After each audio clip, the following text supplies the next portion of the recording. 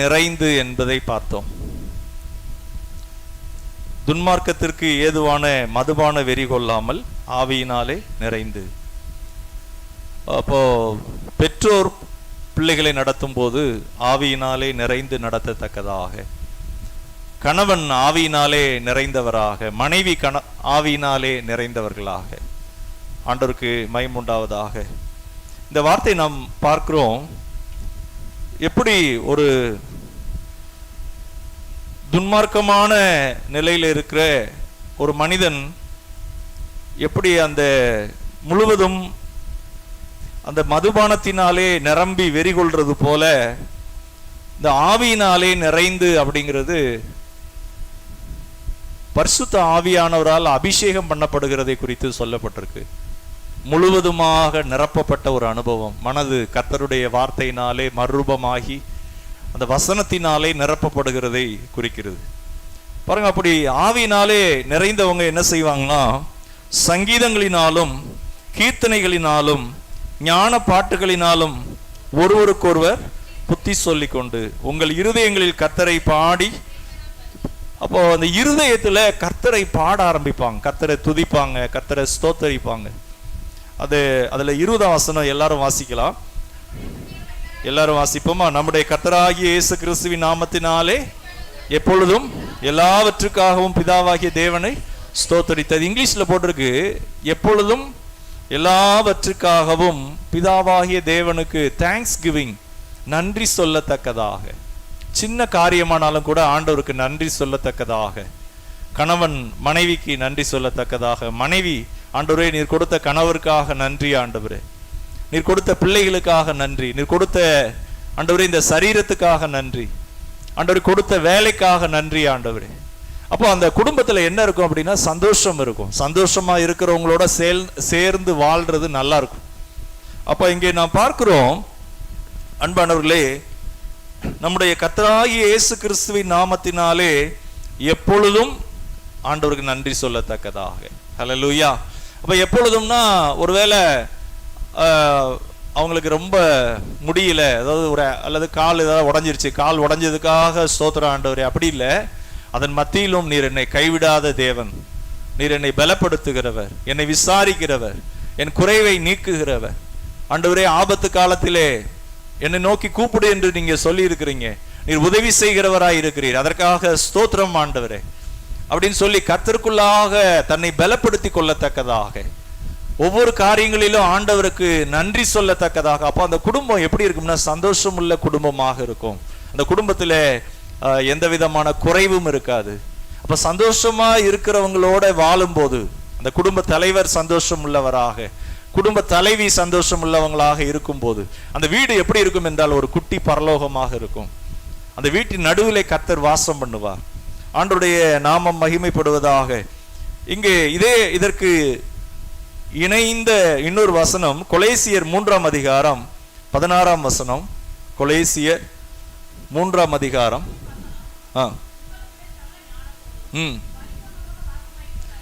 ஆண்டவருடைய நாமம் மகிமைப்படுவதாக.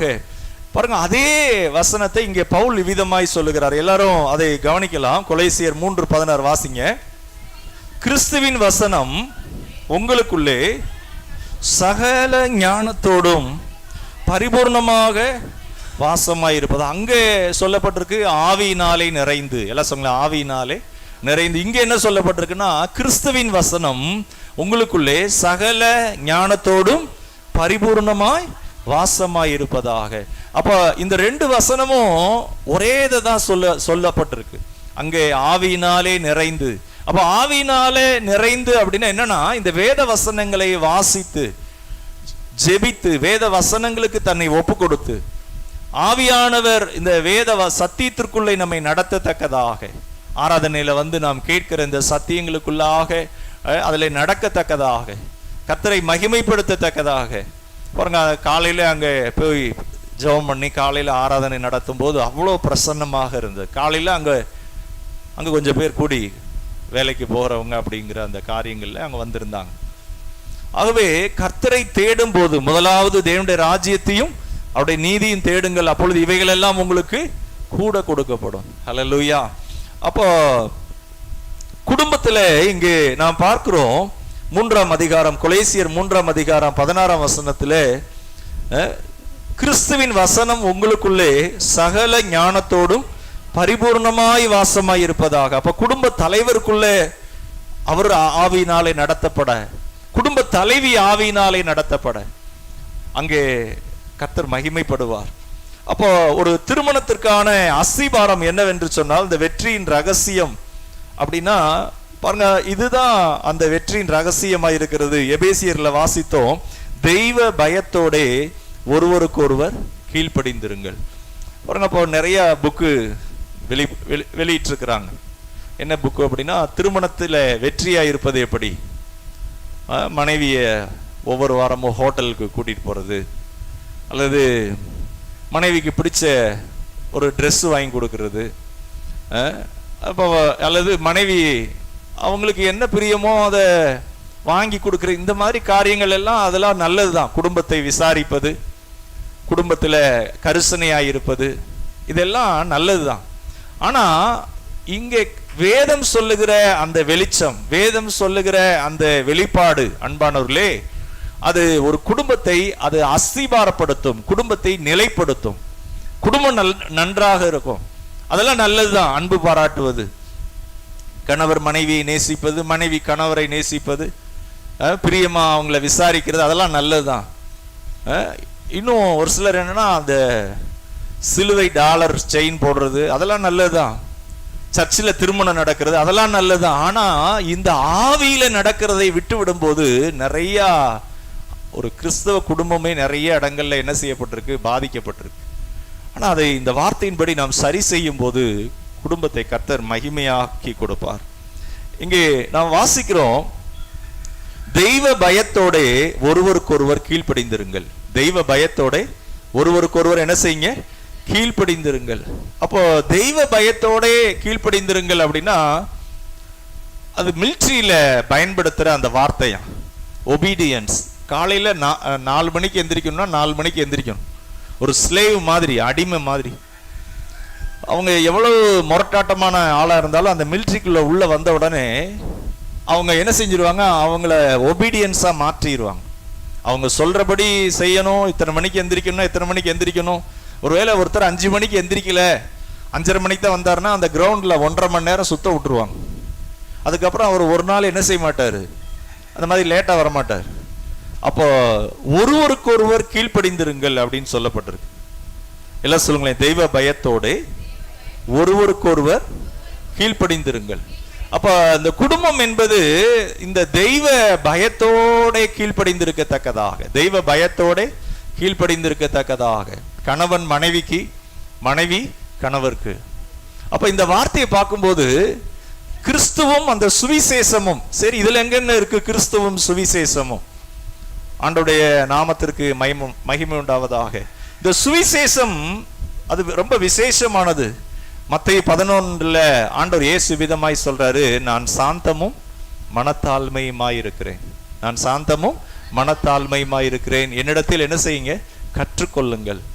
அப்ப கிறிஸ்தவ ஜீவியமே அது என்னவா இருக்கு அப்படின்னா, இயேசு கிறிஸ்துக்குள்ளே அது சாந்தமும் மனத்தாழ்மையுமாக இருக்கிறது. எல்லாம் சொல்லுங்களேன், சாந்தமும் மனத்தாழ்மையுமாக. அப்ப ஒரு கிறிஸ்துவுக்குள்ள நம்ம நடக்கிறோம், கிறிஸ்தவ ஜீவியம் ஜீவிக்கிறோம் அப்படின்னா, நாளுக்கு நாள் என்ன செய்யணும்னா, நமக்குள்ள இந்த சாந்தம் உருவாகணும், மனத்தாழ்மை உருவாகணும். கணவருக்குள்ள மனத்தாழ்மை, மனைவிக்குள்ள அந்த மனத்தாழ்மை அப்படி உருவாகும் போது அங்க என்ன உண்டாகும்னா, கர்த்தர் அந்த இடத்திலே வருவார். ஆண்டவர் இயேசு அதை சொல்றார், என்னிடத்தில் கற்றுக்கொள்ளுங்கள் அப்படிங்கிறார். சாந்தமும் மனத்தாழ்மையுமாய் நான் இருக்கிறேன் என்று சொல்லுகிறார். 1 கொரிந்தியர் 16ஆம் அதிகாரம், 1 கொரிந்தியர் 16, 14ஆம் வசனம், 15ஆம் வசனம், 16ஆம். இந்த காரியங்கள் எல்லாம் அன்போடே செய்யப்பட கடவது. இங்கே நாம் வாசிக்கிறோம் 14ஆம் வசனத்துல, உங்கள் காரியங்கள் எல்லாம் அன்போடே செய்யப்பட கடவது. சகோதரரே, ஸ்தேவானுடைய வீட்டார் அகாய நாட்டிலே முதற் பலனானவர்கள் என்றும் பரிசுத்தவான்களுக்கு ஊழியம் செய்யும்படிக்கு தங்களை ஒப்புவித்திருக்கிறார்கள் என்றும் அறிந்திருக்கிறீர்களே. இப்படிப்பட்டவர்களுக்கும் உடன் வேலையாட்களாய் பிரயாசப்படுகிற மற்ற யாவருக்கும் கீழ்ப்படிந்திருக்க வேண்டும் என்று உங்களுக்கு புத்தி சொல்லுகிறேன். பாருங்க, இந்த ஸ்தேவான் மூலமா முதல்ல ரட்சிக்கப்பட்ட குடும்பம் போல. இந்த கொரிந்து சபையார் எப்படிப்பட்டவங்கன்னா ரொம்ப மோசமானவங்க. அவங்களுடைய அந்த நிருபத்தில் வாசிக்கிறோம் அந்த சபையார் எப்படி இருந்தாங்க அப்படின்னு சொல்லப்பட்டிருக்கு. ஆனா அங்கே நான் வாசிக்கிறோம், உங்கள் காரியங்கள் எல்லாம் அன்போடே செய்யப்பட கடவது. சகோதரரே, ஸ்தேவானுடைய வீட்டார் அகாயா நாட்டில் உள்ள முதற் பலனானவர்கள் என்றும் பரிசுத்தவான்களுக்கு ஊழியம் செய்யும்படிக்கு தங்களை ஒப்புவித்திருக்கிறார்கள் என்றும் அறிந்திருக்கிறீர்களே. இப்படிப்பட்டவர்களுக்கும் உடன் வேலையாட்களாய் பிரயாசப்படுகிற மற்ற யாவருக்கும் நீங்கள் கீழ்ப்படிந்திருக்க வேண்டும் என்று உங்களுக்கு புத்தி சொல்லுகிறேன். இந்த மனத்தாழ்மை உள்ளவங்க எப்படி இருப்பாங்கன்னா, தங்களிலும் பிறரை மேன்மை உள்ளவர்களாக எண்ணுவார்கள். கணவன் மனைவியை அப்படி நேசிக்கத்தக்கதாக, மனைவி கணவனை அப்படி நேசிக்கத்தக்கதாக. ஒரு குடும்பத்துல குடும்ப தலைவர் நான் தான், என் இஷ்டம்தான், என் இஷ்டப்படி தான் நான் செய்வேன் அப்படின்னு அங்க சுயம் வரும்போது, ஒருவேளை அல்லது மனைவிக்குள்ள சுயம் வரும்போது அந்த குடும்பத்தில் என்ன இல்லாமல் போய்விடுகிறதுனா அங்க மனத்தாழ்மை இல்லாமல் போய்விடுகிறது. ஆண்டவருடைய நாமம் மகிமைப்படுவதாக. இன்னொரு வசனம் வாசிக்கலாம். 1 பேதுரு 2ஆம் அதிகாரம் 13ஆம் வசனம். 1 பேதுரு 2ஆம் அதிகாரம். பாருங்க, இந்த பேதுரு சொல்றாரு, ரோம அரசாங்கத்தினுடைய அந்த நாளிலே ரொம்ப கொடுமையாக சபையில் இருக்கிறவங்களும் துன்புறுத்தப்பட்டார்கள், யூதர்களாலே துன்புறுத்தப்பட்டார்கள். 2 விதமா பாதிக்கப்பட்டார்கள். யூதர்களாலேயும் கிறிஸ்தவங்க ஒடுக்கப்பட்டாங்க. அடுத்து ரோம அரசாங்கத்தினுடைய ஒரு விதமான ஒடுக்குதல் இருந்தது. வாசிங்க. நீங்கள் மனுஷருடைய கட்டளைகள் யாவற்றுக்கும் கர்த்தர் நிமித்தம், பாருங்க இங்கே சொல்லப்பட்டிருக்கு, கர்த்தர் நிமித்தம் கீழ்ப்படிங்க. எப்படி ஒரு கர்த்தருக்கு பயந்து நம்ம கீழ்ப்படிவோமோ அதே போல மனுஷருடைய கட்டளைகள் யாவற்றுக்கும்.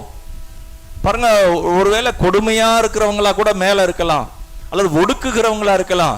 ஆனா அதுல நீங்க என்ன செய்யுங்க, கர்த்தர் நிமித்தம் என்ன செய்யுங்க, கீழ்ப்படிங்க. அடுத்த வசனம், மேலான அதிகாரம் உள்ள ராஜாவுக்கானாலும் சரி, தீமை செய்கிறவர்களுக்கு ஆக்கினையும் நன்மை செய்கிறவர்களுக்கு புகழ்ச்சியும் உண்டாகும்படி அவனால் அனுப்பப்பட்ட அதிகாரிகளுக்கானாலும் சரி கீழ்ப்படியுங்கள். ஆண்டவருக்கு மகிமை உண்டாவதாக. இங்கே சொல்லப்பட்டிருக்கு, அதிகாரமுள்ள ராஜாவுக்கானாலும். அன்னைக்கு சபைகள்ல இதைத்தான் போதித்து இருக்கிறாங்க. அன்னைக்கு சபைக்கு விரோதமா நிறைய தாக்குதல்கள் அந்த நாள்லே இருந்தது. ஆனா சபையில என்ன போதித்தாங்கன்னா, அதிகாரமுள்ள ராஜாவுக்கானாலும் சரி, தீமை செய்கிறவர்களுக்கு ஆக்கினையும் நன்மை செய்கிறவர்களுக்கு புகழ்ச்சியும் உண்டாகும்படி அவனால் அனுப்பப்பட்ட அதிகாரிகளுக்கானாலும் சரி கீழ்ப்படியுங்க. அதிகாரிகள் என்ன செய்யறாங்கன்னா, ஒழுங்கு பண்றாங்க. டிராபிக் சிக்னல்ல நின்று போலீஸ் அதிகாரி, அதே மாதிரி வரி வசூலிக்கிறதுல, அப்போ மின்சாரத்துறை, எல்லாத்துலேயும் ஒரு ஒழுங்கு வச்சிருக்கிறாங்க. இதை இப்படி பண்ணணும். மின்சாரத்துக்கானதை கட்டலைன்னா அதை என்ன செய்யறாங்க, கட் பண்றாங்க. இல்லை நான் அப்படி கட்ட மாட்டேன், எப்படி கட்டலாம், இது கட் பண்ணலாம் அப்படின்னு சண்டை போட முடியாது. வீட்டுக்குன்னு வரி இருக்கு, அதை இத்தனாம் தேதிக்குள்ள கட்டணும், கட்டலைன்னா அதுக்கு பெனால்ட்டி. ஏன்னா அதை வச்சுதான் அரசாங்கத்தினுடைய இதை இது பண்றாங்க. அப்போ இங்கே வேதம் சொல்லுகிறது, அதிகாரம் உள்ள யாவருக்கும் நாம் கீழ்ப்படிய வேண்டும். அது கர்த்தர் தான் அந்த அதிகாரத்தை ஏற்படுத்தி இருக்கிறார். அதை அந்த ஒழுங்கை கர்த்தர் ஏற்படுத்தி இருக்கிறார். அப்போ நம்ம ஆண்டவருடைய பிள்ளைகள் நம்ம எப்படி இருக்கணும்னா, இதுல மனத்தாழ்மை உள்ளவர்களாக, அதுல உத்தமமாய் இருக்கத்தக்கதாக. இதெல்லாம் எப்படி செய்யப்படணும் அப்படின்னா, அந்த அரசாங்கம் அன்னைக்கு இருந்த அரசாங்கத்துல வித்தியாசமான நிலையிலையும் சபையில் இதை தான் போதித்து இருக்கிறாங்க. கர்த்தருக்கு மகிமை உண்டாவதாக. அப்போ அதே 1 பேதுரு 5ஆம் அதிகாரம், 1 பேதுரு 5ஆம் அதிகாரம்,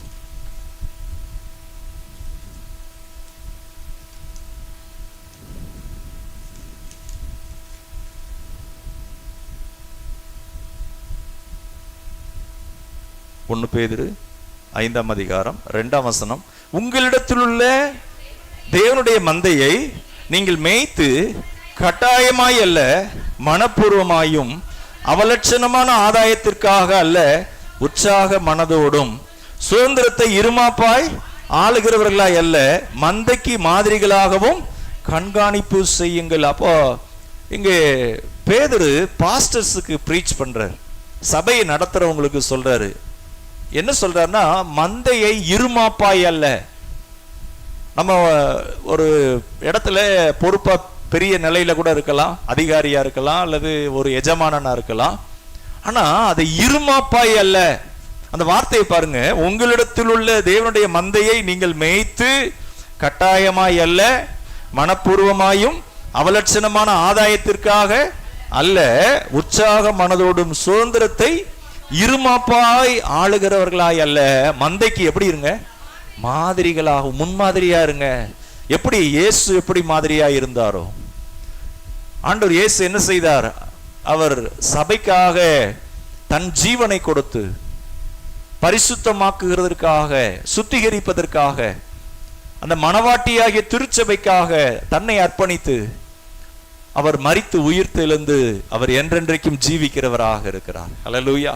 அப்போ ஒரு குடும்ப தலைவர் எப்படி மனைவியினிடத்திலே அன்பு கூறணும், அந்த மனைவிக்காக எப்படி அந்த வீட்டின் காரியங்களை எல்லாம் ஒருவரை ஒருவர் புரிந்து அதை நடப்பிக்கணும் அப்படின்னா அங்க வாசிக்கிறோம், அந்த கிறிஸ்துவின் அந்த சாயல் வெளிப்படும்படியாக அந்த வசனத்தை வாசிக்கலாம். எபேசியர் 5, எபேசியர் 5ஆம் அதிகாரம்,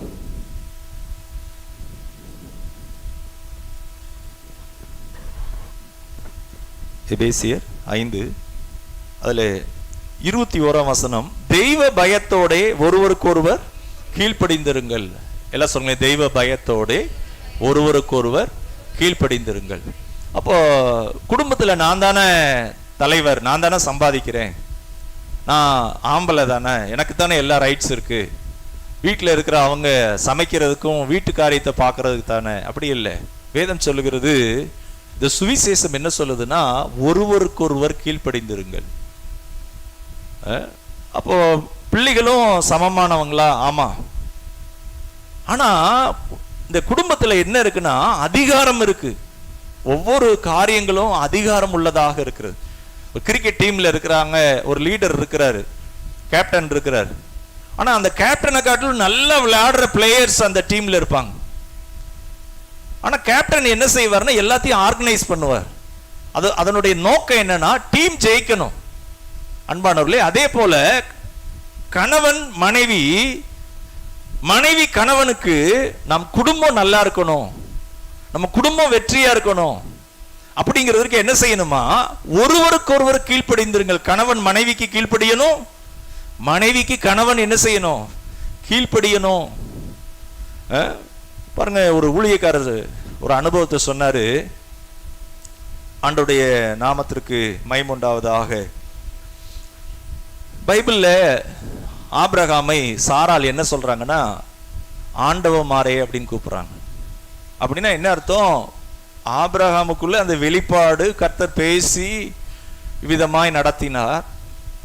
அப்போ எந்த அளவு கணவரை அப்படி பார்க்கறாங்க அப்படின்னு சொன்னோன்னே அந்த அம்மா சொன்னாங்களா, என் வீட்டுக்காரரை ஒரு நாளும் நான் என்ன செய்ய மாட்டேன், ஆண்டவமாரேன்னு சொல்லவே மாட்டேன்.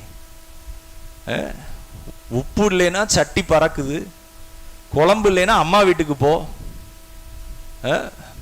இப்படி ஒரு வீட்டுக்காரரோட எத்தனை வருஷம் வாழ்றது? அவரை போய் ஆண்டவமாரேன்னு சொல்றதா? பாருங்க, ஆண்டவமாரே அப்படின்னா என்ன அர்த்தம்னா, அந்த வீட்டில் குடும்ப தலைவர் ஒரு ராஜாவை போல. ஒரு ராஜா இருக்கிறாருன்னா அந்த நாட்டில் இருக்கிற ஜனங்களுக்கு என்ன கஷ்டம், என்ன தேவை, அவங்க எதுல ஒடுக்கப்பட்டிருக்காங்க, அவங்களுடைய பிரச்சனை என்ன, அவங்களுக்கு எப்படிலாம் தேசத்துக்கு நாம் முன்னேற்றத்துக்கு உதவலாம். அதே போல ஒரு குடும்ப தலைவர் வீட்டின் கஷ்டம் என்ன, பிள்ளைகளுக்கு என்ன கஷ்டம், மனைவி என்ன விதமா கஷ்டப்படுவாங்க, இதெல்லாம் அறிந்து அதை ஆதரித்து போஷிக்கிறவராக. பாருங்க, கிறிஸ்து அப்படிதான் இருக்கிறார். சபைக்கு வருகிற ஒவ்வொருவருக்காகவும் இயேசு கிறிஸ்து எப்படி இருக்கிறார்னா, அவர் போஷித்து காப்பாற்றுகிறவராக. ஹல்லேலூயா. போஷித்து காப்பாற்றுகிறவராக, தன் ஜீவனை கொடுத்து, பாருங்க, அதற்காக தன் இரத்தத்தை சிந்தி அவர் மரித்து அடக்கம் பண்ணப்பட்டு உயிரோடு எழுந்தார்.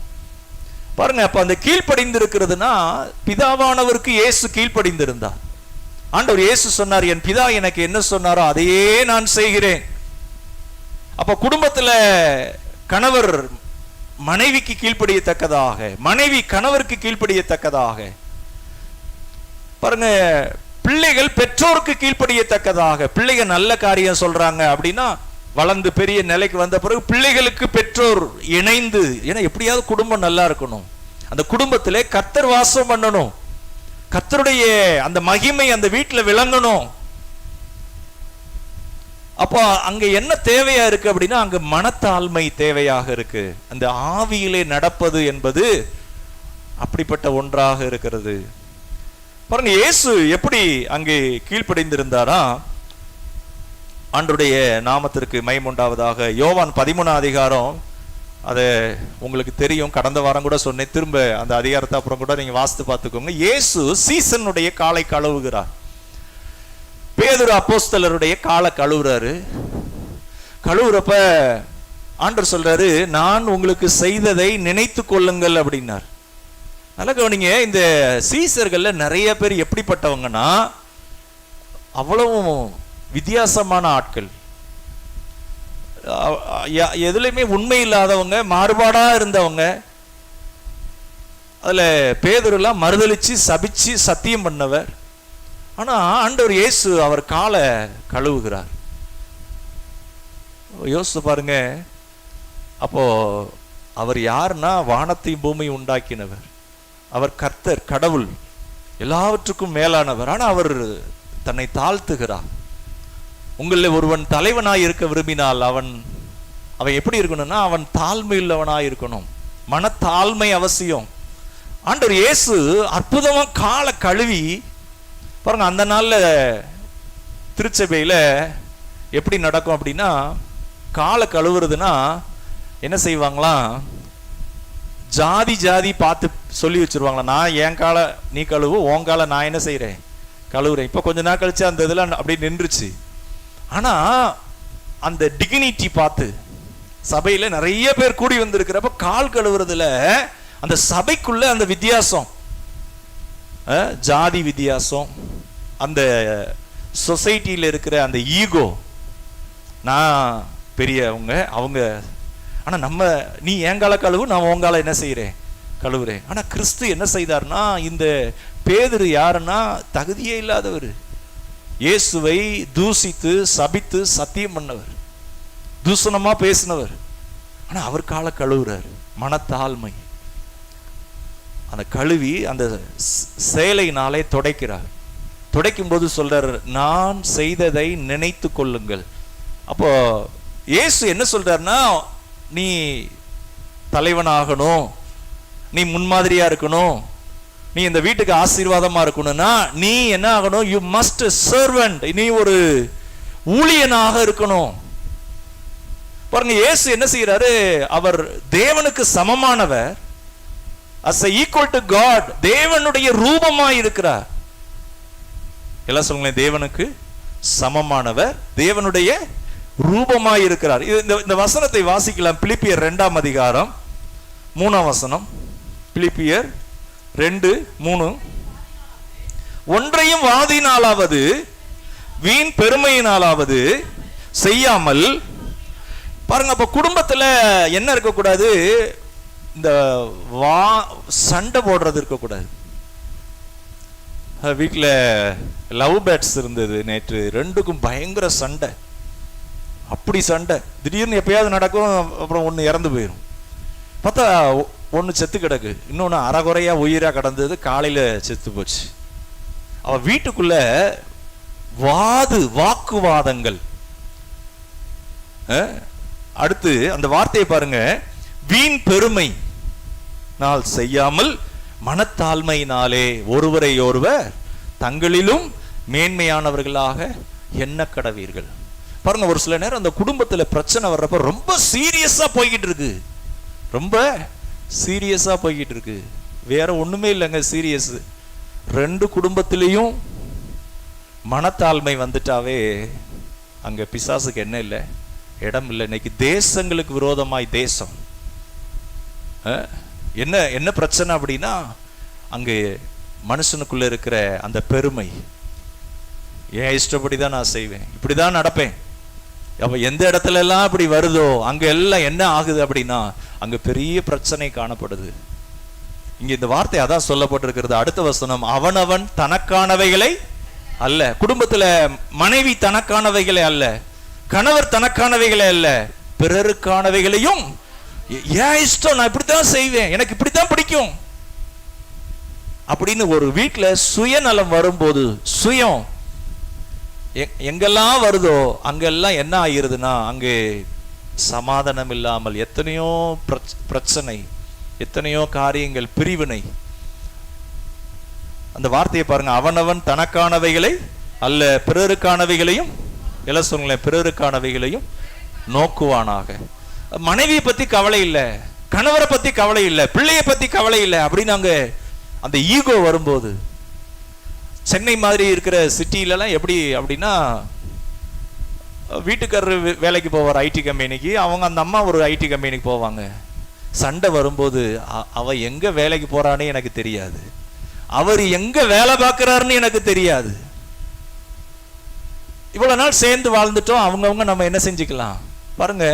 அந்த ஒரு அண்டர்ஸ்டாண்டிங் இல்லாத ஒரு நிலை, அந்த அண்டர்ஸ்டாண்டிங் இல்லாத நிலையினால அங்கே பெரிய பிரச்சனைகள் காணப்படுது. அந்த பிள்ளைகள் திக்கற்ற நிலையில் இருக்கிறாங்க, அந்த குடும்பத்தில் இருக்கிற பிள்ளைகள். இங்க நான் வாசிக்கிறோம் அன்பானவர்களே, 5ஆம் வசனம், கிறிஸ்து இயேசுவில் இருந்த சிந்தையே உங்களிலும் இருக்க கடவது. கிறிஸ்து இயேசுவில் இருந்த சிந்தையே. அப்ப கிறிஸ்து இயேசு எப்படி இருந்தாரு, அவருடைய சிந்தை என்னவா இருந்தது?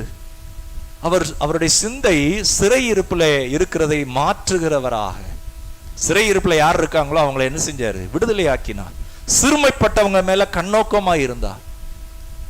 பாட்டு பாடணும், சிறையிருப்பின் நாட்கள் முடிந்து போனது, நான் சிறுமைப்பட்ட நாட்கள் முடிவு வந்தது, உன்னதரின் மகிமை என்மேல் உதித்ததால். சொல்லுங்களேன், உன்னதரின் மகிமை என்மேல் உதித்ததினால் நான் சிறகடித்து பறந்திடுவேன். ஹல்லேலூயா. சிறையிருப்பு நாட்கள் முடிந்து போனது. 38 வருஷமா பெதஸ்தா குளத்தண்டை ஒரு மனுஷன் படுத்து கிடக்கிறான். இயேசுவின் சிந்தை பாருங்க, அந்த மனுஷனுக்கு இயலாத ஒரு நிலை.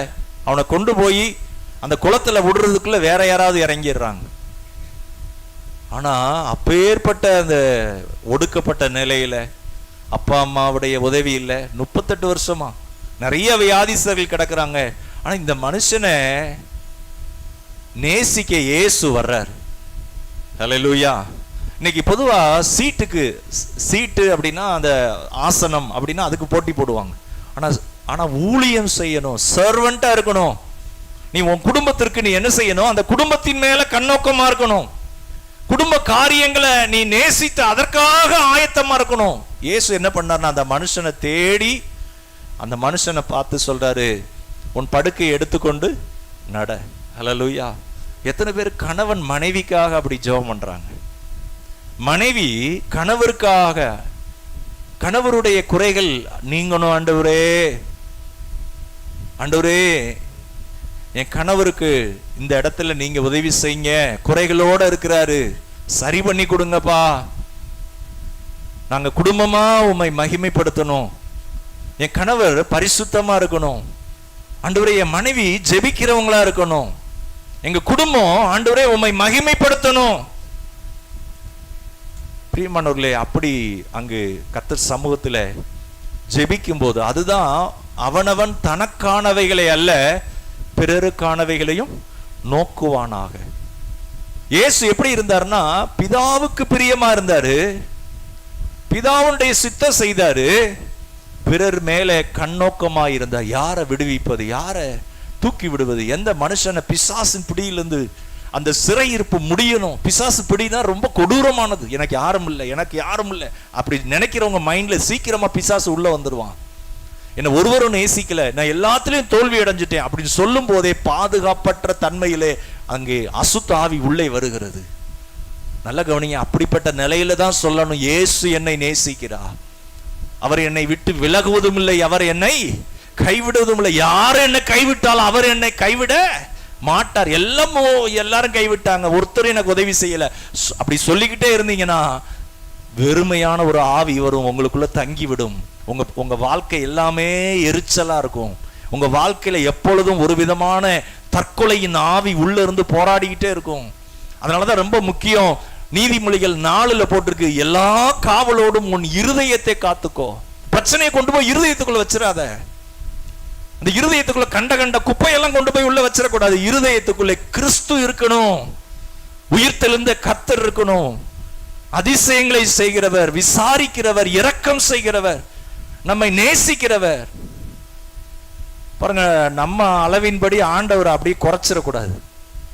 டெய்லர் கடையில் 2.5 மீட்டர் துணி வேணும். எவ்வளோ துணி வேணும் தைக்கிறதுக்கு? 2.5 மீட்டர் சட்டைக்கு அப்படின்னா 1.5 மீட்டர் கொடுத்துட்டு இதுக்குள்ள அட்ஜஸ்ட் பண்ணி தச்சிருங்க. எப்படி? 1.5 மீட்டர் கொடுத்துட்டு இதுக்குள்ள என்ன செய்யுங்க? நிறைய நேரம் இன்னைக்கு நம்ம மனசு எப்படி இருக்கு அப்படின்னா, கர்த்தருடைய சிந்தைக்கு ஏற்ற வண்ணமா இராதபடி நம்ம மனசுல என்ன இருக்கோ அதை அந்த அளவின்படி கர்த்தரை பார்க்கிறோம். இப்படிதான் ஆண்டவரே, என் வீட்டு குடும்பம் இப்படித்தான், என் இஷ்டப்படிதான், நான் சொல்றதான் சட்டம். அங்கு சுயம் வரும்போது நல்ல கவனிங்க, அங்கு கர்த்தர் வாசம் பண்ண முடியல, கர்த்தர் அங்கு கிரியை செய்ய முடியல. ஆண்டவருடைய நாமத்திற்கு மகிமை உண்டாவதாக. ஆண்டவர் இயேசு அந்த 38 வருஷமாய் இருக்கிற மனுஷனை சுகமாக்கினார். சொல்லுங்க, சுகமாக்கினார். ஹல்லேலூயா. அப்ப வீட்டுல எத்தனை வருஷம் பிரச்சனையா இருந்தாலும் சரிங்க, கிறிஸ்துவை உயர்த்தும் போது அவமானம் அந்த வீட்டை விட்டு போய்விடும். அந்த வீட்டுக்குள்ள இருக்கிற குறைவை ஆண்டவர் நீக்கி விடுவார். ஹல்லேலூயா. எத்தனை வருஷம் இந்த பிரச்சனையா இருந்தாலும் பரவாயில்ல, அடுத்து ஒரு வார்த்தை சொன்னாரு, உன் பாவங்கள் உனக்கு இனி அதிக கேடானதொன்றும் வராதபடிக்கு, அதிக கேடானதொன்றும் வராதபடிக்கு இனி நீ என்ன செய்யாத. அப்படி சொல்லணும். இயேசுவை போல குடும்ப தலைவர்கிட்ட மனைவி சொல்லணும், மனைவிட்ட கணவர் சொல்லணும். நீ ஜெபிக்காததுனாலதான், 2 பேரும் சேர்ந்து சொல்லணும். நம்ம ஒரு மனமா இல்லாததுனாலதான், நம்ம கர்த்தருக்கு பயந்து நடக்காததுனாலதான், நம்ம 2 பேரும் சுயநலமா இருந்துட்டோம், அதனாலதான் இந்த குடும்பத்தில் இவ்வளவு பிரச்சனை அப்படின்னு அங்கு ஒரு சப்மிஷன், ஒரு ஆண்டவருக்கு முன்னாடி நம்மை தாழ்த்தும் போது கர்த்தர் அந்த குடும்பத்தை ஆசீர்வதிக்கிறார். ஹல்லேலூயா. ஆண்டவருக்கு மகிமை உண்டாடி. எங்கெல்லாம் மனத்தாழ்மை இருக்கிறதோ, யாரு மனத்தாழ்மைக்கு தங்களை ஒப்பு கொடுக்கிறாங்களோ கர்த்தர் அவங்களை உயர்த்துவார். அவர் உன்னை வாளாக்காமல், உங்க வீட்டை அவர் வாளாக்காமல் தலையாக்குவார், கீழாக்காமல் மேலாக்குவார். ஆண்டுடைய நாமம் மகிமைப்படுவதாக. வாசிக்கலாம் 5ஆம் வசனம், பிலிப்பியர் 2:5. கிறிஸ்து இயேசுவில் இருந்த சிந்தையே உங்களிலும் இருக்க கடவது. எல்லாம் சொல்லுங்களேன், கிறிஸ்து இயேசுவில் இருந்த சிந்தையே எங்களிலும் இருக்க கடவது, என்னில் இருக்க கடவது. ஹல்லேலூயா. உங்க குடும்பத்தை அவர் ஆசீர்வதிப்பார். ஹல்லேலூயா. இங்க பாருங்க, இயேசு என்ன செய்தார்னா, அவர் தேவனுடைய ரூபமாயிருந்தார், தேவனுக்கு சமமாயிருந்தார். இந்த 2 வார்த்தையும் பாருங்க, தேவனுடைய ரூபம், அவர் தேவன் தான். He was a God. தம் மகிமையெல்லாம் அடக்கி கொண்டு வந்திருக்கிறார். யோவான் 1 அந்த அதிகாரத்தில் சொல்லப்பட்டிருக்கு, ஆதியிலே வார்த்தையாயிருந்தவர், சிருஷ்டிகர்த்தர், உண்டாக்கினவர், கிரியேட்டர். எபிரேயர்ல போட்டிருக்கு, சகலமும் அவரை கொண்டு உண்டாக்கி இருக்கிறார். ஆனா தம் மகிமையெல்லாம் அடக்கி கொண்டு அப்படி உருவாக்கினவர் அவர் என்ன செய்யறாரா, ஒரு பக்கம் அந்த மகிமையில இருக்கிறாரு, ஆனா இன்னொரு பக்கம் கீழ்ப்படுகிறதுல எப்படி இருக்கிறார்னா, மனுஷனுக்காக இரத்தத்தை சிந்துகிறார், குற்றமில்லாத இரத்தம். He was a God. அவர் கடவுள், அவர் ஆண்டவர், அதே நேரத்தில் அவர் மனுஷனை நேசித்து மனுஷனுக்காக இரத்தத்தை சிந்துகிறார். இதுதாங்க அந்த கிறிஸ்துவின் சிந்தை. ஒரு பக்கம் அவர் தேவனுக்கு சமமானவர், இன்னொரு பக்கம் மனுஷனுடைய வியாதியெல்லாம் சுமக்கிறார். அன்பு கூர்ந்து சொல்லுங்களேன், அன்பு கூர்ந்து. ஹல்லேலூயா. தீர்க்கதரிசி ஏசாயா சொல்றார், மெய்யாகவே அவர் நம்முடைய பாடுகளை ஏற்றுக்கொண்டு நம்முடைய துக்கங்களை. அப்ப எத்தனை பேர் கணவர் அப்படி சுமக்கிறாங்க மனைவிக்காக? மனைவி, எத்தனை மனைவிமார்கள் கணவருக்காக அப்படி ஜெபிக்கிறாங்க? அந்த கிறிஸ்துவின் சிந்தை வரும்போது அந்த வீடு எப்படி இருக்கும்னா, ஒரு பரலோகமாக இருக்கும். கர்த்தர் என்னை பார்க்கிறாரு. அந்த சிறையிருப்பு மாற ஆரம்பிக்கும். ஒருவரை ஒருவர் தாங்கி, சொல்லுங்களேன், ஒருவரை ஒருவர் தாங்கி, ஒருவருக்கு விரோதமா ஒருவர் நீ சண்டை நல்லா போடுறியா, நான் சண்டை நல்லா போடுறேன்னா? எங்க வீட்டை நீ பேசிட்டல, உங்க வீட்டை நான் பேசாம விடுவேன். பாருங்க, ஒருவரை தாக்கி, அப்பா நல்லா தாக்கிட்டேன் இன்னைக்கு. அது இல்ல, அங்க என்ன வரும் அப்படின்னா, அங்க அந்த வீட்டுக்குள்ள வெறுமை காணப்படும், அந்த வீட்டுக்குள்ள பிசாசின் ஆளுகை காணப்படும்.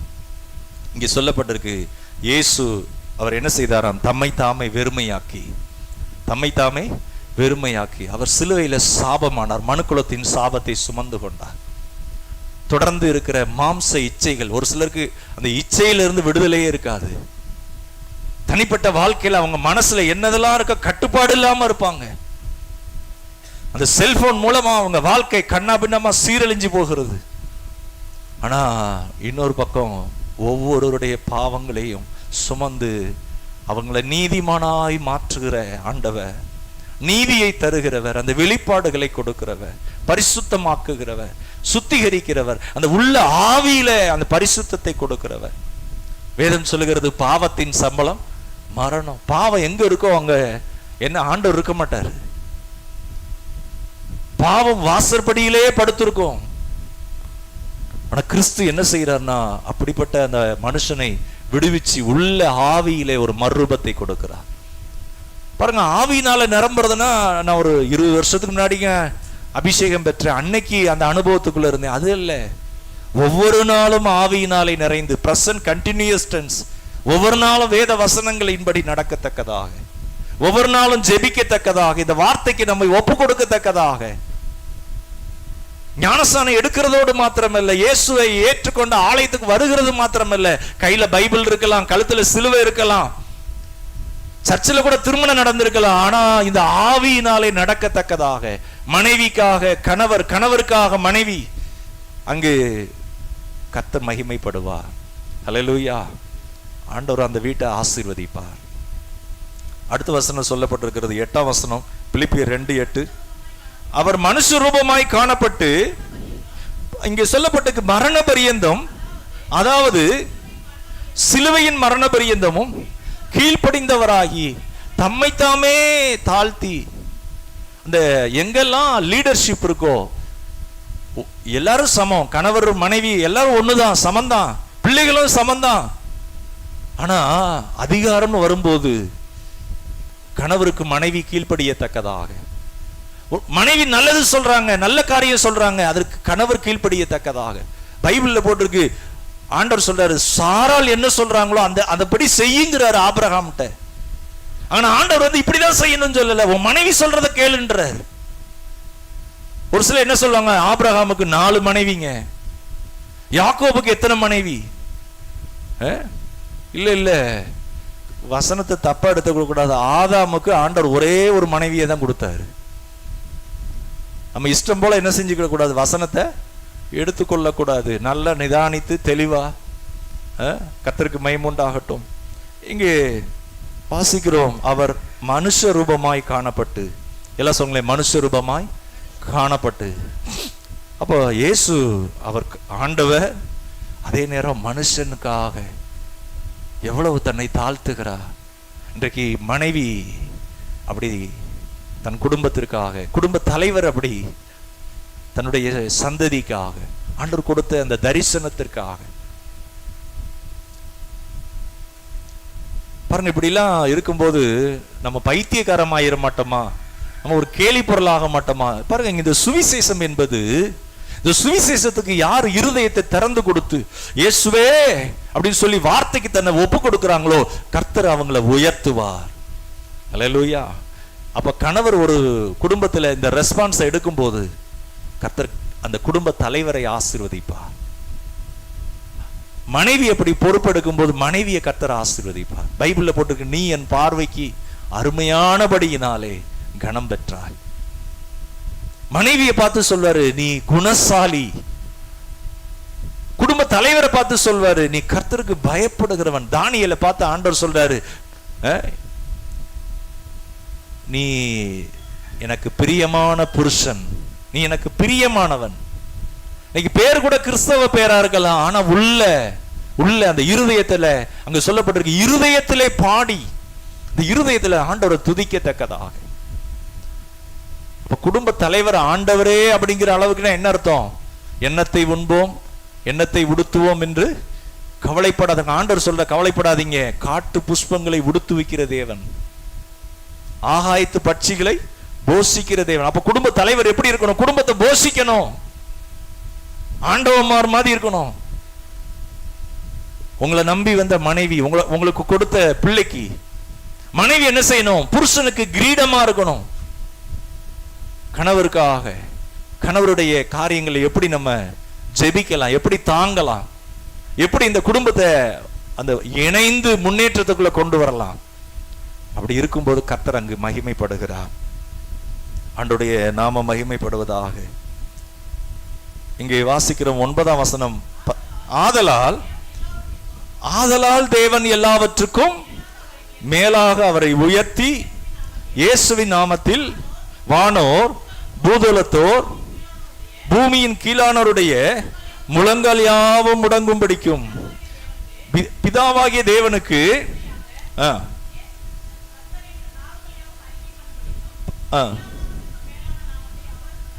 ஹல்லேலூயா. அவர் யாரா? தேவனுடைய ரூபமாயிருந்தோம். எல்லாம் சொல்லுங்களேன், தேவனுடைய ரூபமாயிருந்தோம். தேவனுக்கு சமமானவர். ஹல்லேலூயா.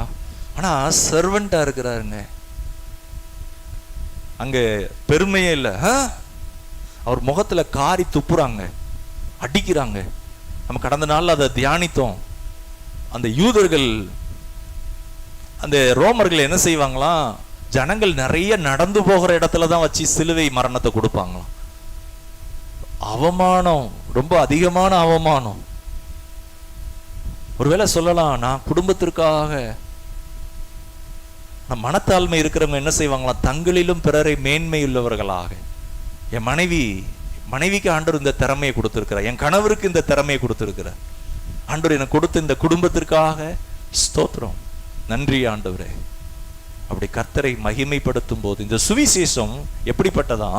கிறிஸ்து சபைக்காக ஜீவனை கொடுத்து யாரெல்லாம் கீழே சிறுமைப்பட்டு கிடக்கிறாங்களோ, யாரெல்லாம் ஒடுக்கப்பட்டு கிடக்கிறாங்களோ, கைவிடப்பட்டு கிடக்கிறாங்களோ, அவங்கள தூக்கி எடுத்து, குடும்ப தலைவியா இருக்கிற நீங்க அப்படி செய்றீங்களா? குடும்ப தலைவரா இருக்கிற நீங்க அப்படி செய்றீங்களா? உங்களுடைய அந்தரங்க ஜெப வாழ்க்கை, வேதத்துல வாசிக்கிறோம், அறைக்கதவை பூட்டி ஜெபம் பண்றதை பத்தி போட்டிருக்கு. யாருக்கும் தெரிய தேவையில்லைங்க. உங்க குடும்பத்திற்காக நீங்க என்ன செய்றீங்க? உங்க பிள்ளையினுடைய பிராணனை அழிவுக்கு விலக்கி அவர் காப்பாற்றினாரே, கிருபையினால இரக்கங்களினால உங்க பிள்ளைய ஆண்டவர் முடிசூட்டணுமே. கர்த்தருடைய அந்த பாதுகாப்பு பிள்ளைக்கு வேணுமே. ஆண்டவர் சொல்றாரு, உன் பிள்ளைய நான் என்ன செய்வேன்? உன் பிள்ளைக்கு சௌக்கியத்தையும் ஆரோக்கியத்தையும் நான் வர பண்ணுவேன். உன் காயங்களை நான் கட்டுவேன். உனக்கு சத்தியத்தை நான் வெளிப்படுத்துவேன். ஆண்டவர் சொல்றாரு, உன் பிள்ளைக்கு நானே உன் பரிகாரியாகிய கர்த்தர். உன் அப்பத்தையும் தண்ணீரையும், பிள்ளையை நான் குணமாக்குகிற ஆண்டவர். அப்பத்தையும் தண்ணீரையும் நான் என்ன செய்வேன்? ஆசீர்வதிப்பேன். வியாதியை உன்னிலிருந்து விலக்குவேன். அவர் குணமாக்குகிற ஆண்டவர். ஒருவேளை இன்னைக்கு குடும்பத்துல எத்தனையோ பலவீனம் இருக்கலாம், எத்தனையோ விதத்துல தாக்கப்பட்டு இருக்கலாம், காயத்தோடு இருக்கலாம். ஆனா இயேசு அந்த காயங்களை அவர் காயம் கட்டுகிற ஆண்டவர். பிள்ளையினுடைய காயங்களை கட்டுகிறவர். பிள்ளையை அற்புதங்களாக, அடையாளங்களாக மாற்றுகிற ஆண்டவர். மாற்றுவார் ஆண்டவர் இயேசு. அவர் விதமா சொல்றார், இன்றைக்கும் நாளைக்கு நான் அற்புதம் செய்து 3ஆம் நாள்ல நான் நிறைவடைவேன் அப்படின்னு போய் அந்த நரிக்கு சொல்லுங்க அப்படிங்கிறார். எப்படி இருக்கு பாருங்க. அவர் அந்த ஊழியம் செய்யறதுல கூட, நன்மை செய்யறதுல கூட எப்படி இருக்கிறார்னா, அது நல்ல டைம் அறிஞ்சு செய்யறார். ஒரு இடத்துல ஊழியம் செஞ்சுட்டு நான் அடுத்த ஊருக்கும் போகணும் அப்படிங்கிறார். இன்றைக்கு நீங்களும் நானும் நமக்கு கொடுக்கப்பட்ட காலங்கள், நாட்கள் பொல்லாதவைகள் ஆனதால் இந்த காலத்தை நாம் பிரயோஜனப்படுத்தத்தக்கதா. பிள்ளையை எப்ப இந்த நாட்கள்ல என்ன நம்ம நடத்துறதை விட்டுட்டோம்னா எப்பயும் நடத்த முடியாது. குடும்பத்துக்காக இப்ப நம்ம ஜெபிக்கலைன்னா எப்பயும் ஜெபிக்க முடியாது. இப்ப அந்த உத்தரவாதத்தை எடுக்கலைன்னா பிசாசனுடைய தாக்குதல்ல தப்புவிக்க முடியாது. இதுதான் அஸ்திபாரம். இந்த வார்த்தையின்படி நம்ம ஒப்பு கொடுக்கிறது தான் நல்லா இருக்கும் குடும்பம். நம்ம இஷ்டம் போல குடும்பத்தை நம்ம இஷ்டப்படி நம்ம மனசுல நினைக்கிறபடி எல்லாம் செய்யக்கூடாது. அப்படி செய்யும் போது அங்க கர்த்தர் இருக்க மாட்டாரு. அதனால வர்ற பாதிப்புகள் நம்மை ரொம்ப மடங்கடித்து விடும். நம்மள வாழ்க்கையில இங்கே சொல்லப்பட்டிருக்க முடிவில் இயேசுவை பிதாவானவர் எல்லா நாமத்திற்கும் மேலாக உயர்த்தினார். ஹல்லேலூயா. வானோர் பூதலோத்தோர் பூமியின் கீழானுடைய முழங்கால்கள் யாவும் முடங்கும்படிக்கு.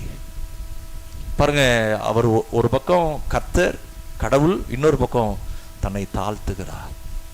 அதான் கிறிஸ்துவின் சிந்தை. அப்ப அந்த சுவிசேஷம் எப்படிப்பட்டதுன்னா, இயேசுக்குள்ள வரும்போது அவங்க எவ்வளவு குறைவானவங்களாகவும் இருக்கலாம், எவ்வளவு ஒரு கேவலமான நிலையில இருக்கலாம். அந்த சுவிசேஷம் என்ன செய்யுதுன்னா, அந்த சுவிசேஷம் அவங்களை வாழ வைக்கிறது, அவங்களை சுத்திகரிக்குது. யாரெல்லாம் ஆண்டவரை நம்பி வந்திருக்கிறீங்க இந்த காலை வேளையில, அவர் சிறையிருப்பை மாற்றுகிற இயேசு, உங்க சிறுமைப்பட்ட நாட்களுக்கு ஒரு முடிவை உண்டாக்குகிறவர். அவர் உங்களை கைவிட மாட்டார். நான் உன்னை எப்படி மறப்பேன், ஓசியால போட்டிருக்கு, உன்னை நான் எப்படி மறப்பேன், என் அன்பின் கயிறுகளாலே நான் உன்னை கட்டி இழுத்தேன். மறக்க மாட்டார். அழைத்தவர் உண்மையுள்ளவர். சொல்லுங்க, உண்மையுள்ளவர். ஹல்லேலூயா. ஒருவேளை நீங்க பேதையா இருக்கலாம். கொரிந்தியர்ல சொல்லப்பட்டிருக்கு, ஞானிகளை வெட்கப்படுத்தும்படி பைத்தியமானவைகளை தெரிந்து கொண்டார், இருக்கிறவைகளை வெட்கப்படுத்தும்படி இல்லாதவைகளை தெரிந்து கொண்டார். ஏன் அப்படி செய்யறார்னா, ஒருவனும் தேவனுக்கு முன்பாக மேன்மை பாராட்டாதபடிக்கு. நான் செஞ்சேன், என் திறமையில செஞ்சேன், ஒருத்தனும் மேன்மை பாராட்ட முடியாது, நான் ஒண்ணுமே இல்லை ஆண்டவரே அப்படிங்கிறவங்க, அப்படிப்பட்ட குடும்பத்தை கர்த்தர் அற்புதமா மாற்றிடுவாரு. ஹல்லேலூயா. ஏன் அப்படின்னா, அங்க சொல்லப்பட்டிருக்கு, அவரிடத்தில் அன்பு கூறுகிறவர்களுக்கு சகலமும் நன்மைக்கு ஏதுவாக நடக்கிறது என்று அறிந்திருக்கிறோம். அப்ப அப்படின்னா என்ன அர்த்தம்? கர்த்தரை சார்ந்து கொள்றது, கர்த்தருடைய சமூகத்தை சார்ந்து கொள்றது. இன்றைக்கு ஒருவேளை குறைவா இருக்கிறதுனால இதுவே உங்க வாழ்க்கையின் முடிவு அல்ல. குறைவை மாற்றுகிறவ, நிறைவாக்குகிறவ. கொரிந்து அந்த இதுல போட்டிருக்கு, நிறைய பைத்தியமா இருந்தவர்களை தெரிந்து கொண்டார். நான் எல்லாத்த காட்டிலும் ரொம்ப ரொம்ப ஒரு தகுதி இல்லாத ஆளா இருக்கிறேன், பரவாயில்ல. அந்த நிலையில தான் ஆண்டவர் சொல்றாரு, உன்னை நான் தகுதி ஆக்குவேன். பவுல் சொல்றாரு, என்னை பலப்படுத்துகிற கிறிஸ்துவினாலே எல்லாவற்றையும் செய்ய எனக்கு பலன் உண்டு. அப்ப அந்த ஆவியினால நடத்தப்படுறதுன்னா என்னன்னா, ஆண்டவருடைய வார்த்தை, ஆண்டவருடைய வாக்கு தத்தங்கள், ஆண்டவருடைய வார்த்தைக்கு கீழ்ப்படியத்தக்கதாக, கணவன் கீழ்ப்படிய, மனைவி கீழ்ப்படிய, இந்த குடும்பத்திற்காக கணவர் தன்னை பரிசுத்தப்படுத்திக் கொள்ள, மனைவி தன்னை பரிசுத்தப்படுத்திக் கொள்ள, அங்கு மகிமை வெளிப்பட, கிறிஸ்து அங்கு வாசம் பண்ணத்தக்கதாக, அவருடைய பிரசன்னம் வெளிப்படத்தக்கதாக, பிள்ளை அந்த பிள்ளை தேவ பிரசன்னத்துக்குரிய பிள்ளையாக. அண்ணால் ஜெபம் பண்றாங்க, அவங்க கணவர் சொல்றாங்க, 10 பிள்ளையை காட்டிலும் நான் உனக்கு அதிகம் அல்லவான்னு. ஆனா இந்த அம்மாக்குள்ள இருக்கிற ஜெபம் ஒரு பிரசன்னமான சாமுவேலை கொண்டு வந்துருச்சு. ஹல்லேலூயா. இன்னைக்கு உங்களுக்குள்ள இருக்கிற ஜெபம் மலடிங்கிற பேர் மாறி அங்கு தீர்க்கதரிசியினுடைய தாய், ராஜாக்களை அபிஷேகம் பண்ற ஒரு மனுஷனா அந்த சாமுவேலை கர்த்தர் மாத்திட்டாரு. மலடி அப்படிங்கிற பேரு. ஆனா கர்த்தர் சமூகத்துல போன போது, கர்த்தரிடத்துல போய் விண்ணப்பம் பண்ணின போது, அந்த மகிமையானதை கர்த்தர் செய்யறாரு. அற்பமா எண்ணப்பட்ட அந்த சகோதரிய கர்த்தர் மகிமையாக்கிட்டாரு. இன்றைக்கு உங்க வாழ்க்கைக்கு எத்தனையோ சொல்யூஷன் இயேசுனிடத்துல இருக்கு. உங்க வாழ்க்கைக்கான தீர்வு அவரிடத்தில் இருக்கு. பரிகாரம் இயேசுதான். உங்க பிள்ளைக்கு பரிகாரம் இயேசுதான். உங்க எதிர்காலத்துக்கு பரிகாரம் இயேசுதான். அவர் கைவிட மாட்டார். நம்ம எழுந்து நிற்போம். கர்த்தர் நம்மை ஆசீர்வதிப்பாராக. ஸ்தோத்திரம். ஹல்லேலூயா, ஹல்லேலூயா. எல்லாரும் கர்த்தருடைய பந்திக்கு நாம் ஆயத்தமாவோம்.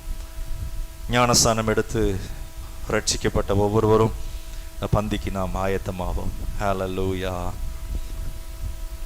ஸ்தோத்திரம் ஆண்டவரே, ஸ்தோத்திர ராஜா. ஹல்லேலூயா. நன்றி அப்பா. ஸ்தோத்திரம் ஆண்டவரே. ஹல்லேலூயா. Thank you Jesus. Thank you Lord. ஹல்லேலூயா. அந்த வார்த்தை கேட்ட வார்த்தைகளுக்கு கைகளை உயர்த்தி, ஆண்டவரே, நமக்குள்ள ஈகோ, மனுஷனுக்குள்ள ஈகோ இருக்கு. பெருமை மனுஷனை அப்படியே அந்த குடும்பத்தை ஒன்றும் இல்லாமல் ஆக்கி விடுது. பிசாசு என்ன செய்யறான்? அவன் வேலையை செய்யறான். அவன் தந்திரமா இருக்கிறான். மனுஷனுடைய இந்த பலவீனங்களை அவன் பயன்படுத்தி கொள்ளுகிறான். ஓ, கிறிஸ்து இயேசுவில் இருந்த சிந்தையே உங்களில் இருக்க கடவுது. அவனவன் தனக்கானவைகளே அல்ல, பிறருக்கானவைகளையும் நோக்குவானாக. ஓ ரிபாலரபா சந்தரபலரபதரபா ஓரபலரபா கத்தரமா சந்தரபலரதரபா. கரங்களை உயர்த்தி ஆண்டவர் சமூகத்தில் ஆவியினாலே நிறைந்து, ஆண்டவரே எனக்காக சிலுவையில் அன்பு கூர்ந்து நீங்க கைவிடப்பட்டீங்களப்பா, உமக்கு நான் நன்றியா இருப்பேன்ப்பா. என் குறைகளை மன்னிங்க ஆண்டவரே. எனக்குள்ள இருக்கிற கீழ்ப்படியாமை உமக்கு நான் கீழ்ப்படியில ஆண்டவரே. எனக்கு உங்க அன்பினால் என்ன நிரப்புங்க, என்னை பலப்படுத்துங்க. ஓ ரிபாலரபா சந்தரபலரபதரபா ஓ ரிகாபலரமா சந்தரபா. எல்லாரும் வாய்களை திறந்து ஸ்தோத்திரம் பண்ணுவோம். அவருடைய சரீரமாகிய அப்பம், அவருடைய ரத்தம்.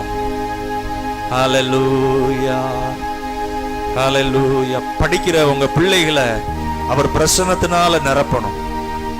அவருடைய பிரசன்னம் உங்க பிள்ளைங்க மேல விளங்கணும். ஆண்டவர் உங்களுக்கு ஒரு குழந்தை கொடுத்திருந்தாருன்னா அந்த குழந்தை மேல ஆண்டவருடைய பிரசன்னம் நம்மை அந்த கிறிஸ்துவின் சிந்தைக்கு நம்மை ஒப்பு கொடுக்கணும். ஹல்லேலூயா. ஓ நன்றி அப்பா. கசப்புங்கிற அந்த வேர் முளைத்து எழும்பி தீட்டுப்படுத்தாதபடி. இந்த கசப்பு என்ன செய்தான்? மனுஷன் அப்படியே தீட்டுப்படுத்து.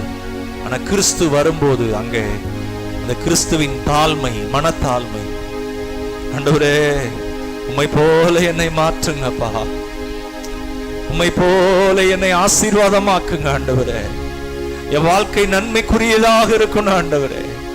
என் வாழ்க்கையில் இருக்கிற குறைவெல்லாம் நீங்கணும். என் பிள்ளைய நீங்க பாதுகாக்கணும் ஆண்டவரே.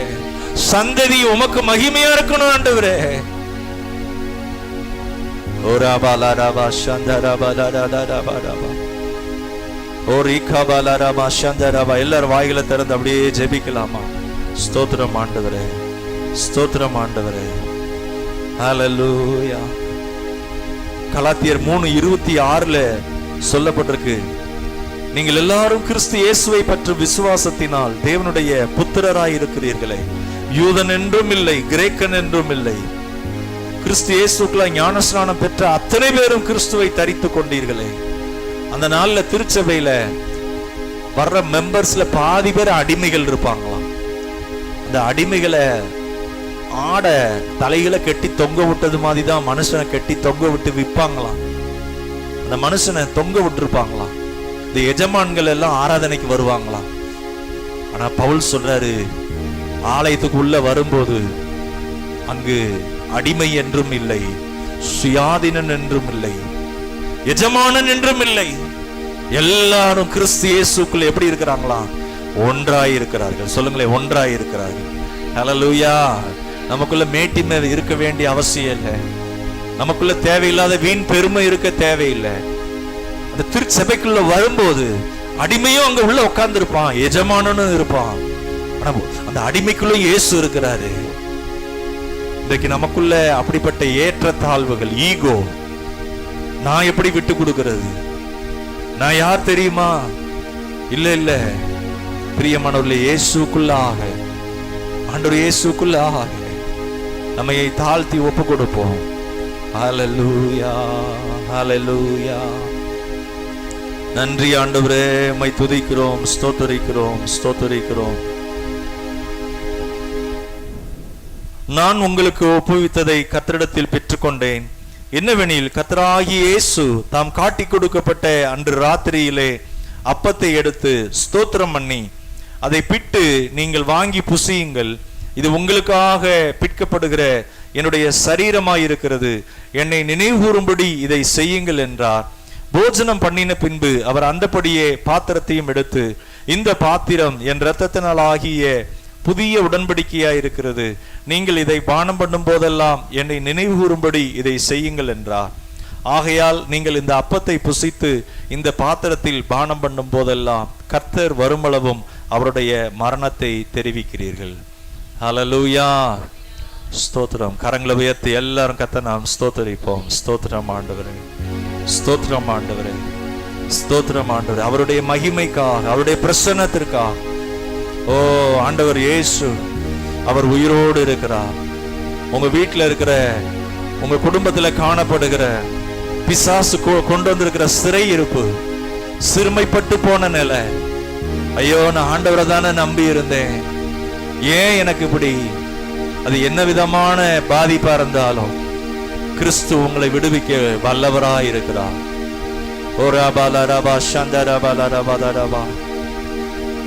ஸ்தோத்திரம் ஆண்டவரே, நன்றி அப்பா, நன்றி ஆண்டவரே, ஸ்தோத்திரம் ஆண்டவரே. ஹல்லேலூயா.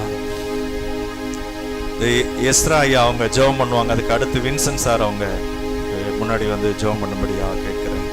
ஹல்லேலூயா. ஸ்தோத்திரம்.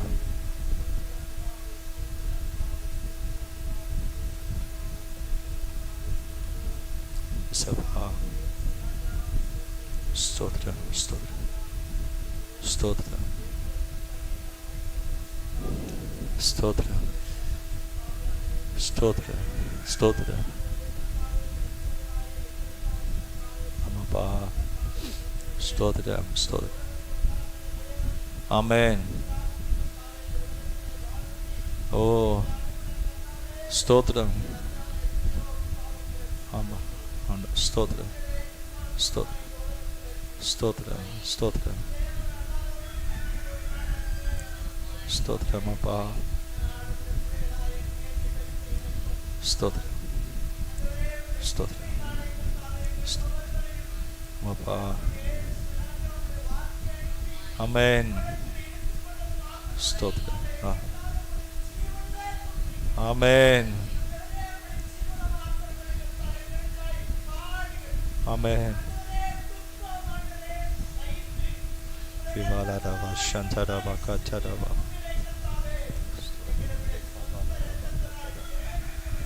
ஆமென்.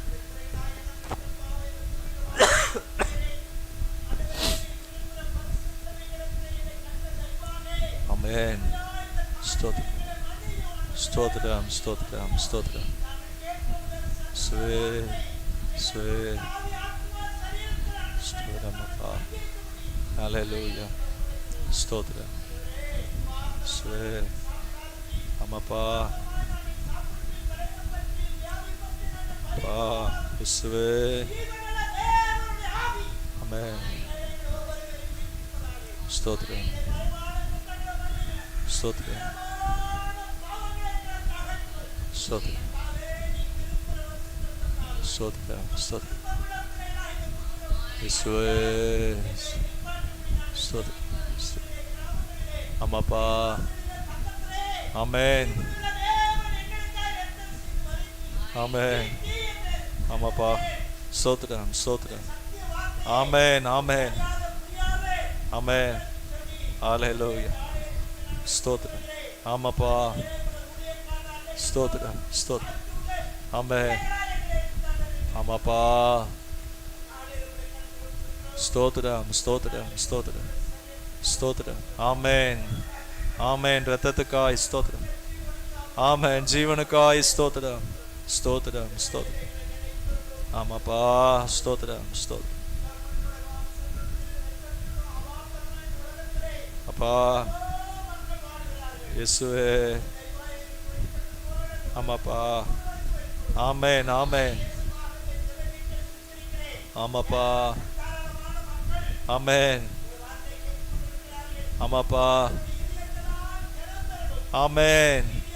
ஷபாலா பக்கத்தர பக்கத்தர பலர கத்தர ஷிபாலா கத்தர பக்கத்தர பக்கத்தர பலரபா ஷபாபா பாபா பக்கத்தர பலர கரியா ஷபாலா கத்தர ஓரியா கரபா ஷதரபா.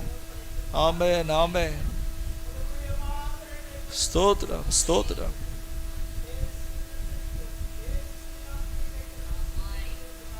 ஆமென், ஆமென், ஆமென். வின்சென்ட் சார் அவங்க ஜெபம் பண்ணுவாங்க. ஸ்தோத்திரம், ஸ்தோத்திரம். தொடர்ந்து எல்லாரும் ஜெப நிலையில நாம் இருப்போம். இந்த பந்தி ஒவ்வொருவருக்கும் சிறையிருப்பு மாறத்தக்கதாக, சிறுமைப்பட்ட நாட்கள் முடியத்தக்கதாக. ஓ ஜீசஸ். ஸ்தோத்திரம் ஆண்டவரே, ஸ்தோத்திரம் ஆண்டவரே, உம்மை நன்றியோடு உம்மை துதிக்கிறோம், ஸ்தோத்திரிக்கிறோம் ஆண்டவரே.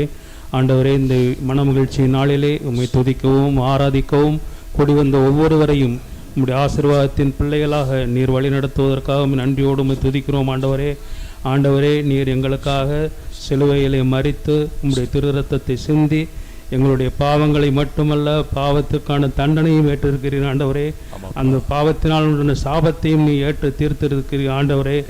எங்களுடைய பாவம் சாபம் தண்டனை எல்லாம் ஏற்றுக்கொண்டு உம்முடைய ஆசீர்வாதத்தை எங்களுக்கு கொடுத்திருக்கிறீர் ஆண்டவரே. அதற்காக நன்றியோடு துதிக்கிறோம், ஸ்தோத்திரிக்கிறோம் ஆண்டவரே.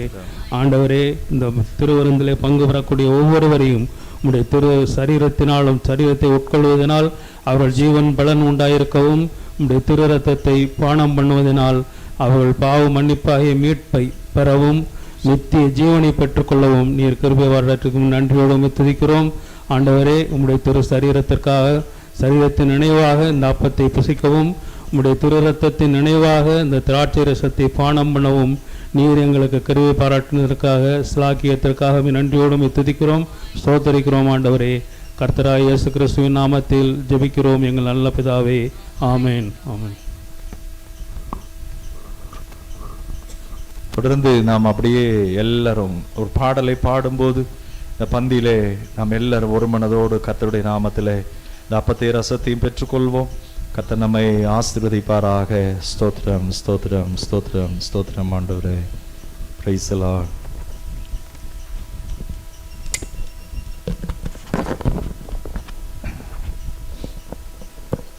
இரத்தமே, சிந்தப்பட்ட இரத்தமே, விலையேற பெற்ற வல்ல இரத்தமே, இயேசு கிறிஸ்துவின் இரத்தமே, விலையாக சிந்தப்பட்டதே. Praise the Lord.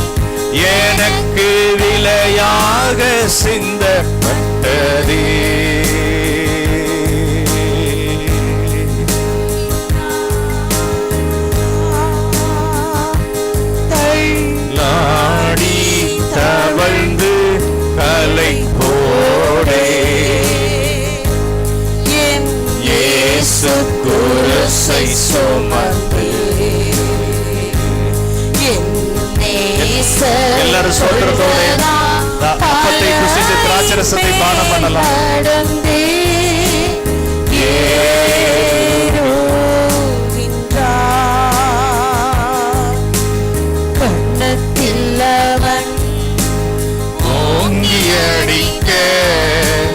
சின்ன பிள்ளை போ ஏங்கி நின்றார். கண்ணத்தில்லவன் ஓங்கி அடிக்க சின்ன பிள்ளை போ ஏங்கி நின்றார். அந்த பிலாத்தும் கையை கழுவி ஆண்டவரை அனுப்புகின்றார். அந்த பிலாத்தும் கையை கழுவி ஆண்டவரை அனுப்புகின்றார்.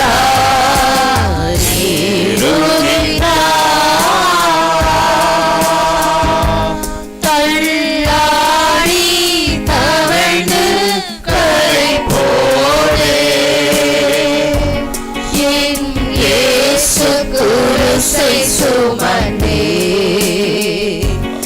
என் நேசர் கொள்கதா அலையின் மேல் நடந்தே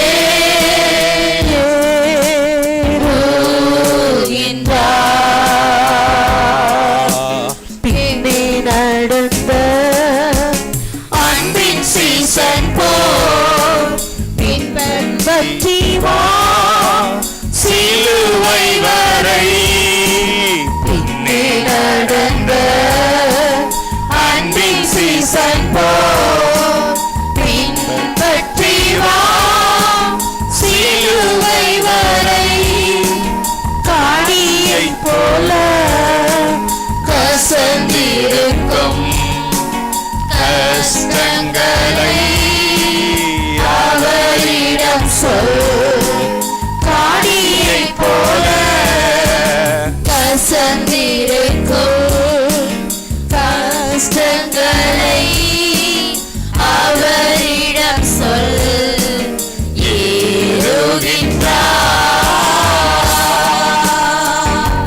தள்ளாடி தவழ்ந்து கலை போடே என் இயேசு குருசை சுமந்தே என் நேசர் கொள்கலா மலையின் மேல் நடந்தே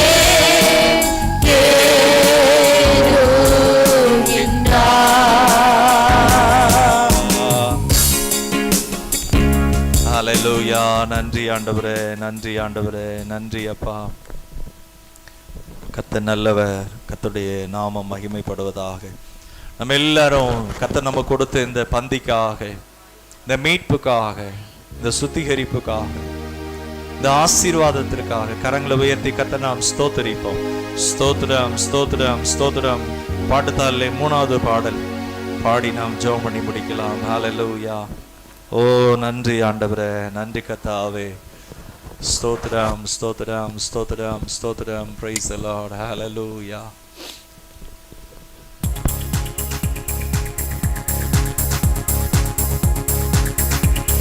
என் சிறையிருப்பின் நாட்கள் முடிந்து விட்டது, நான் சிறுமைப்பட்ட நாட்கள் முடிந்து போனது. உன்னதரின் மகிமை என் மேல் உதித்ததால் சிறகடித்து பறந்திடுவேன். சிறையிருப்பின் நாட்கள் முடிந்து விட்டது, சிறுமைப்பட்ட நாட்கள் முடிந்து போனது. சிறையிருப்பின் நாட்கள் முடிந்து விட்டது. எல்லாரும் பாடலாம். சிறுமைப்பட்ட நாட்கள் முடிந்து போனது. உன்னதரின் மகிமை மேல் உதித்ததால் சிறகடித்து பறந்திடுவேன். உன்னதரின் மகிமை மேல் உதித்ததால் சிறகடித்து பறந்திடுவேன். மேலே உயரே உயரே உயரே நான் பறப்பேன். உயரே உயரே உயரே நான் பறப்பேன். உயரே உயரே உயரே நான் பறப்பேன். உயரே உயரே உயரே நான் பறப்பேன். சுற்றும் நாட்கள் முடிந்து விட்டது. மதில்களை நான் தாண்டும் நேரம் வந்து விட்டது. வனாந்திரத்தை சுற்றும் நாட்கள் முடிந்து விட்டது. மதில்களை நான் தாண்டும் நேரம் வந்து விட்டது. உன்னதரின் மகிமை மேலுதித்ததால் சிறகடித்து பறந்திடுவே. உன்னதரின் மகிமை உன்னதரின் மகிமை மேலுதித்ததால் சிறகடித்து பறந்திடுவே. மேலே உயரே உயரே உயரே நான் பறப்பேன். உயரே உயரே உயரே நான் பறப்பேன். உயரே உயரே நான் பறப்பேன். உயரே உயரே உயரே நான் பறப்பேன். எல்லாரும் கரங்களை தட்டி கர்த்தரை நாம் மகிமைப்படுத்துவோம். ஹல்லேலூயா. ஓ, அவருடைய பிரசன்னத்தினாலே சிறுமைப்பட்ட நாட்கள் முடிந்து போனது. சிறையிருப்பின் நாட்கள் முடிந்து போனது. ஹல்லேலூயா. ஸ்தோத்திரம். எல்லாரும் நாம் அப்படியே ஜெபிக்கலாம் கரங்களை உயர்த்தி. ஹல்லேலூயா ஹல்லேலூயா. ஸ்தோத்திரம் ஆண்டவரே, ஸ்தோத்திரம் ஆண்டவரே. சர்வவல்லமையுள்ள எங்கள் பிதாவே, நாங்கள் துதிக்கிறோம் ஆண்டவராகிய இயேசுவின் நாமத்திலே. ஆண்டவரே, இன்னும் உமக்கு ஒப்பு கொடுக்காதவர்கள், ஞானஸ்தானத்துக்கு ஒப்பு கொடுக்காதவர்கள், ஆண்டவருடைய இரத்தத்தினாலே தங்களை ஆண்டவரே பரிசுத்தப்படுத்தாதபடி அர்ப்பணியாமல் இருக்கிறவர்கள் தங்களை அர்ப்பணிக்கத்தக்கதாக ஆண்டவரே ஸ்தோத்திரம் அப்பா. கர்த்தர் நீர் உதவி செய்கிறதற்காக நன்றி. கர்த்தர் செய்த அந்த உபகாரங்களை எல்லாம் ஆத்துமாவே நீ மறவாதே. அவர் செய்த சகல உபகாரங்களையும் ஆத்துமாவே நீ மறவாதே. ஓ ஹல்லேலூயா. அவர் உன் பிராணனை அழிவுக்கு விலக்கி தப்புவித்தாரே. ஓ ஹல்லேலூயா. கிருபையினால முடிசூட்டினாரே, நன்மையினால உன் வாயை திருப்தியாக்கினாரே. அதை உணரத்தக்கதாக ஒப்பு கொடுக்கத்தக்கதாக. ஓ ஹல்லேலூயா. உலகத்துக்கு ஒத்த வேஷம் தெரியாமல் தேவனுடைய நன்மையும் பிரியமும் பரிபூர்ணமான சித்தம் இன்னதென்று பகுத்தறியத்தக்கதாக, உங்கள் மனம் புதிதாகத்தக்கதாக ஆண்டவரே நீர் உதவி செய்கிறதற்காய் நன்றி. நன்றி அப்பா. உன்னதரின் மகிமை குடும்பங்கள் மேலே ஆண்டவரே இந்த கிறிஸ்து அன்பு கூர்ந்தது போல இந்த சுவிசேஷம் ஒவ்வொரு மனுஷனும் ஆண்டவரே வாழ்ந்திருக்க பலப்பட துயரமெல்லாம் மாறத்தக்கதாக கர்த்தர் நீர் அப்படிப்பட்ட மகத்தானதை வைத்திருக்கிறீர் கர்த்தாவே. குடும்பமும் வாழ்ந்திருக்க நாங்கள் ஜெபிக்கிறோம். குடும்பத்தில் இருக்கிற எல்லா குறைகளையும் நீர் மாற்றுகிறீர், அதற்காக ஸ்தோத்திரம் கர்த்தாவே. எல்லா மகிமையும் உமக்கு உண்டாகட்டும். ஒவ்வொருவரையும் கர்த்தர் ஆசீர்வதிப்பீராக. பெரியவர்களை கர்த்தர் ஆசீர்வதிங்க, வாலிபர்களை ஆசீர்வதிங்க, சிறு பிள்ளைகளை கர்த்தர் ஆசீர்வதிங்க. எல்லா மகிமையும் உமக்கு உண்டாகட்டும். ஆண்டவர் இயேசுவின் நாமத்தில் பிதாவே, ஆமென் ஆமென். நாத்துமாவே கர்த்தரை ஸ்தோத்திரி,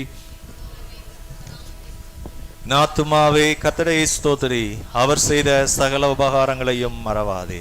ஆமென். நம்முடைய கர்த்தராகிய இயேசு கிறிஸ்துவின் கிருபையும் பிதாவாகிய தேவனுடைய அன்பும் பரிசுத்த ஆவியானவருடைய அன்னிய ஐக்கியமும் வழிநடத்தலும் சமாதானமும் ஆறுதலும் நம் அனைவரோடும் இன்றும் என்றும் சதா காலம் இருப்பதாக. அல்லேலூயா. கர்த்தர் உங்களை ஆசீர்வதிப்பாராக. Praise the Lord.